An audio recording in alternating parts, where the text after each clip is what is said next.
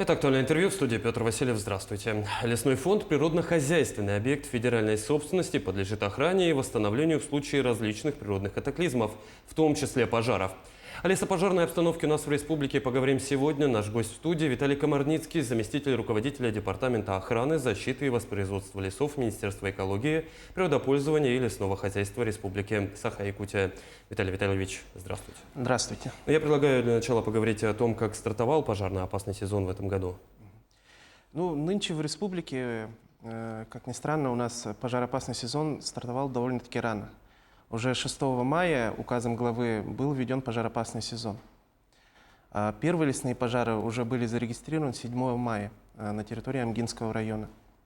Учитывая то, что сейчас погода преимущественно сохраняется теплая и без осадков, и также учитывая, что ветровая нагрузка очень большая, пожароопасная обстановка складывается, как говорится, стабильно сложная. Вы сказали, что начался в начале мая. Это раньше сроков? Да, это очень раньше сроков, очень раньше. Какая основная причина тех лесных пожаров, которые сегодня у нас действуют на территории региона? Преимущественно на территории республики причиной пожаров именно являются природно-климатические условия, можно сказать. А в частности, сухие грозы.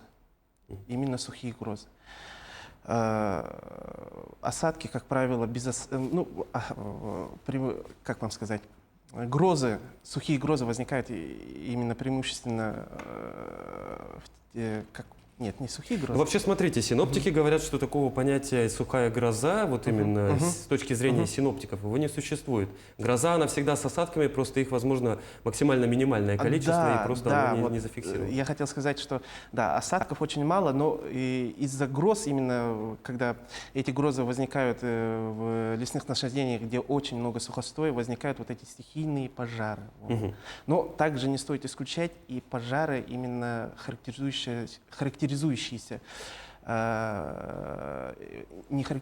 возникающие именно, не будем скрывать, по вине человека. Вот те самые пресловутые сельхозпалы, о которых говорят. Сельхозпалы, именно где-то люди могут... Выход на природу, несоблюдение элементарных правил пожарной безопасности. Но пока преимущественно это у нас недостаточность осадков, так сказать.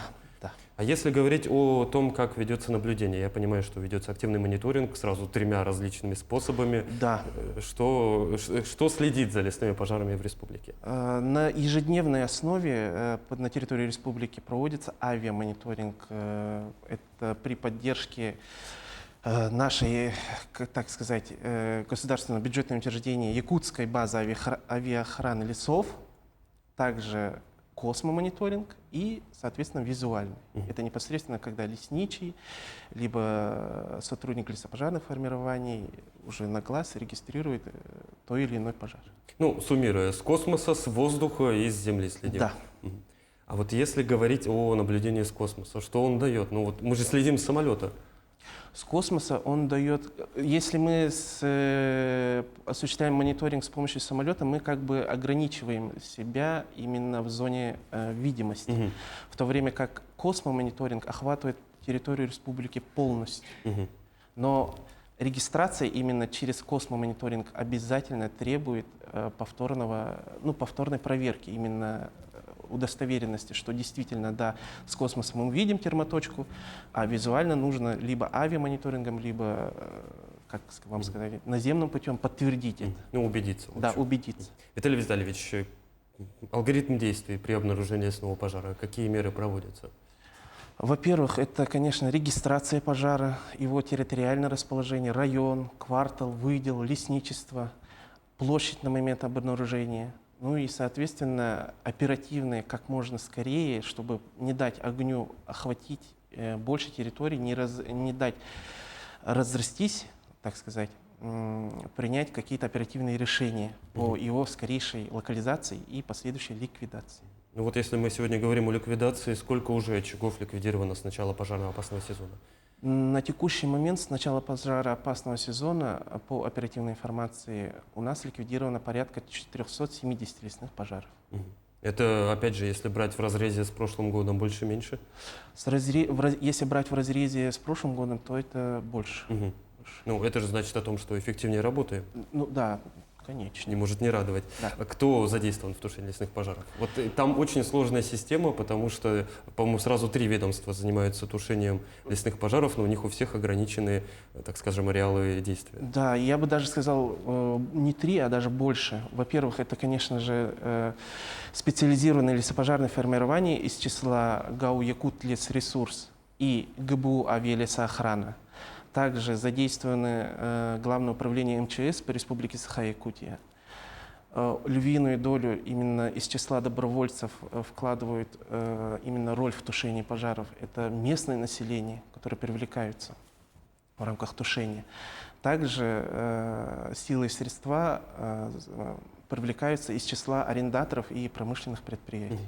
Ну и в том числе у нас работает тяжелая авиационная техника, Да. самолет Б-200. Да, в рамках вот ЧС, которая сейчас действует у нас на территории республики, Главным управлением МЧС по Республике Саха-Якутия, был привлечен борт амфибия Б-200, который в случае угрозы населенным пунктам, непосредственно прямой угрозы населенному пункту, задействуется на пожаре. Ну вот из последнего он отработал в Алданском районе, Да. насколько я знаю, и Да. достаточно эффективно. Да. Потому что лесные очаги лесных пожаров там как минимум минимизировались, Да. насколько я знаю.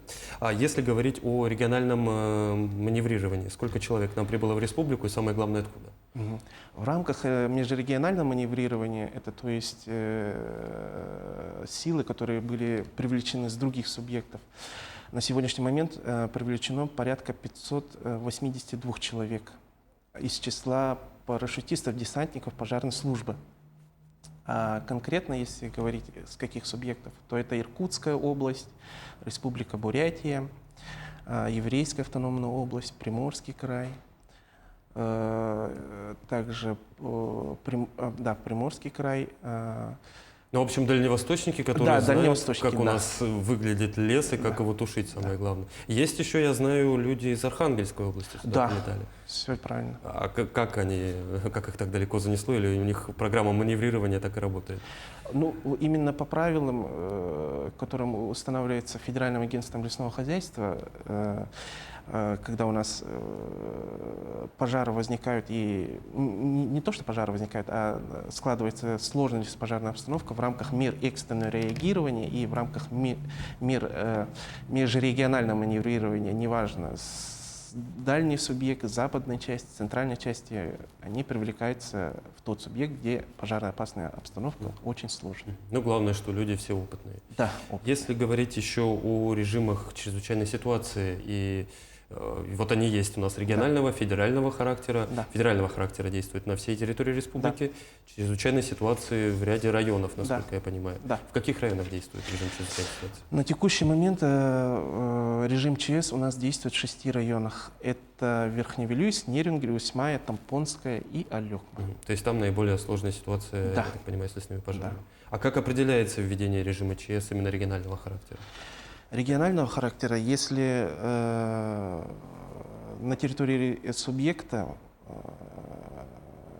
грубо говоря, режим ЧС введен в 2 или в 3 более районах. А вот если говорить о населенных пунктах, есть ли сегодня угроза каким-либо населенным пунктам от лесных пожаров? Непосредственной именно прямой угрозы как таковой нет. Все пожары как бы стабильно находятся на контроле, но есть, конечно, не буду исключать, есть, конечно, те пожары, которые действуют именно вблизи населенного пункта. Это, конечно же, в Нерюнгринском районе поселок Хани, в Верхневилюйском районе село Быракан, в Вилюйском районе, который, кстати, локализован уже пожар, Кысыл-Сыр.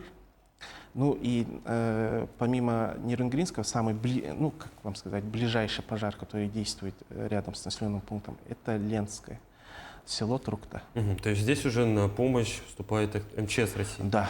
Здесь работают исключительно они. А какие Да. меры принимаются по защите населенных пунктов? По защите населенного пункта это, конечно же, работа, во-первых, работа с населением.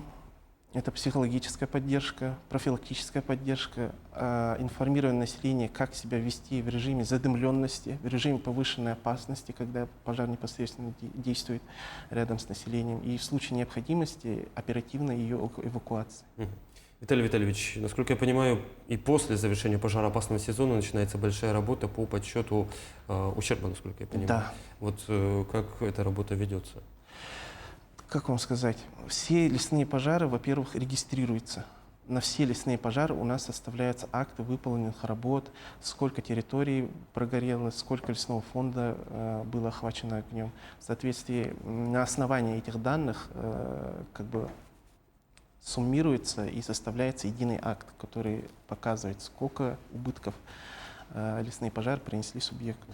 Ну и, конечно же, поиск виновников, если они есть. насколько я Да, понимаю. обязательно. Вот на данный момент есть 13 человек, которых Минэкология определила Да. виновными. Какие штрафы грозят за, так скажем, нанесение вреда лесному фонду?